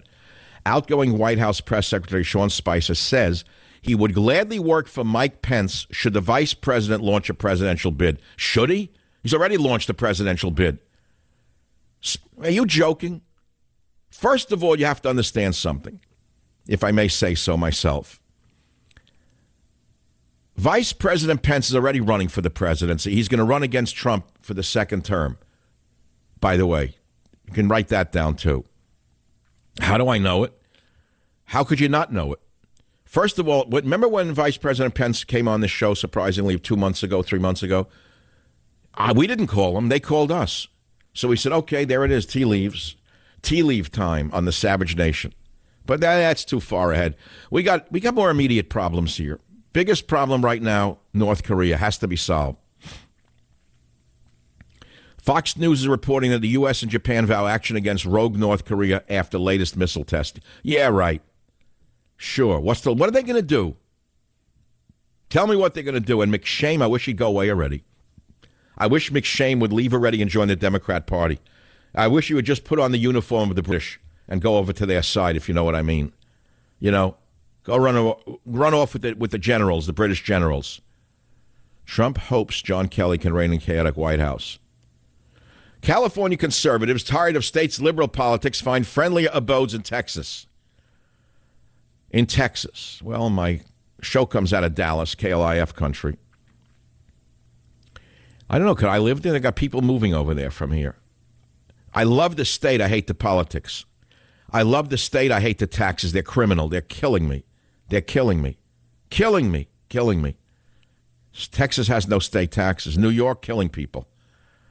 See, here's the problem. The guys who make the really giant money don't pay taxes. They take it in dividends, so they're not paying the 15% out here. How do you ask yourself, how does a guy like Zuckerberg stay in California? How does Tim Cook stay in California? How do they stay here if the taxes are so killing? The answer is they don't take it as income. They're not taking their money and income and paying 13 to 15% in state taxes that Governor Moonbeam put in.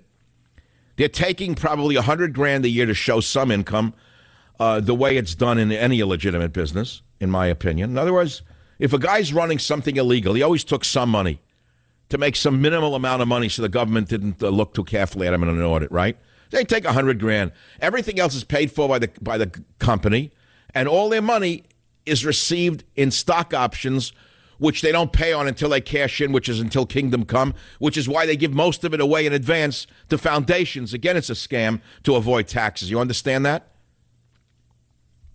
California and Texas, the country's two most populous states and the sixth and 10th largest economy in the world, have for decades offered two opposing views of the United States. Lawmakers in Sacramento and Governor Jerry Moonbeam believe that higher taxes help fund public universities. Oh, how's that worked out, Jerry? How's the higher education going? Texas legislators and Republican Governor Greg Abbott believe that lower taxes and fewer regulations free residents to reach their full potential. Again, LGBT. Why do I care about that with every statement? Why? Why is LGBT in every discussion about everything? The air I breathe, global warming, not global warming. I have to go LGBT again. The two states also have taken vastly differing stances on pressing issues ranging from immigration to LGBT. I'm a sexual libertarian. Do what you want. I don't care. Leave me alone already. I'll be right back. Join the Savage Nation. Call now, 855-400-SAVAGE, 855-400-7282. Savage. The Savage Nation is sponsored by Swiss America, the only company I trust with my financial future. Call 800-289-2646 or SwissAmerica.com.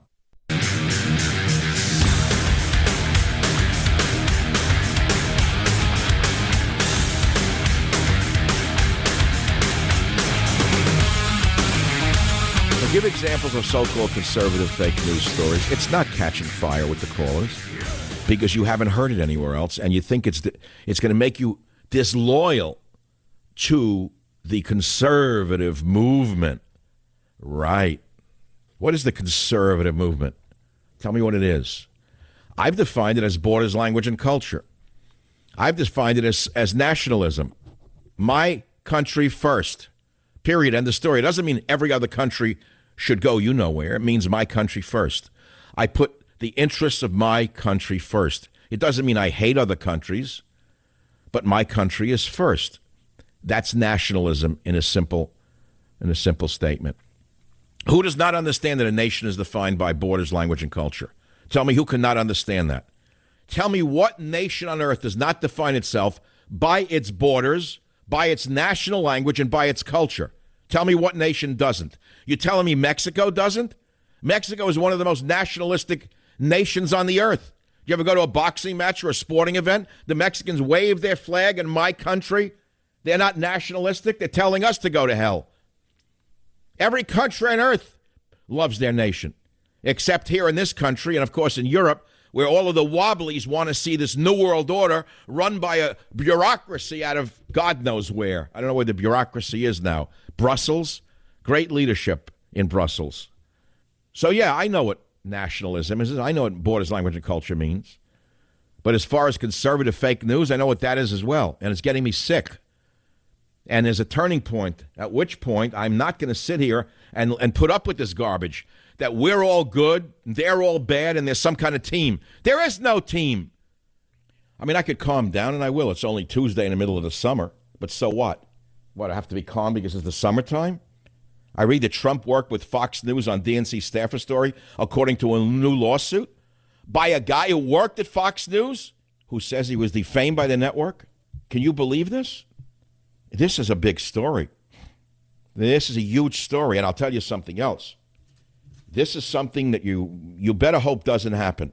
You better pray that Special Prosecutor Robert Mueller does not call some of the hosts from Fox News to testify under oath about possible collusion with this administration. Did you hear what I just said? I don't mean supporting this administration as I do. I am talking about colluding with this administration, orchestrating with this administration on an almost daily telephone basis to put out certain news stories to distract the dummies out there. That's something I don't agree with. I may support this president, which I do. Believe me, I do. But I don't collude with him. I don't talk with him. I met him only once since he was elected, and by chance at that. Do you understand the difference? Do you know what it's like to talk to a politician every night on the telephone and get your talking points for that day on your media outlet? Do you know what that's like? That's called propaganda. That is something that should not be done in this country, whether it's under Obama, Hillary, or Trump. It shouldn't be allowed. That's collusion of the worst kind. That means we lose our independence. That means we lose our freedom itself if you're listening to lies day and night. So it's good for me to be able to tell you this because no one else will bring it up. Savage.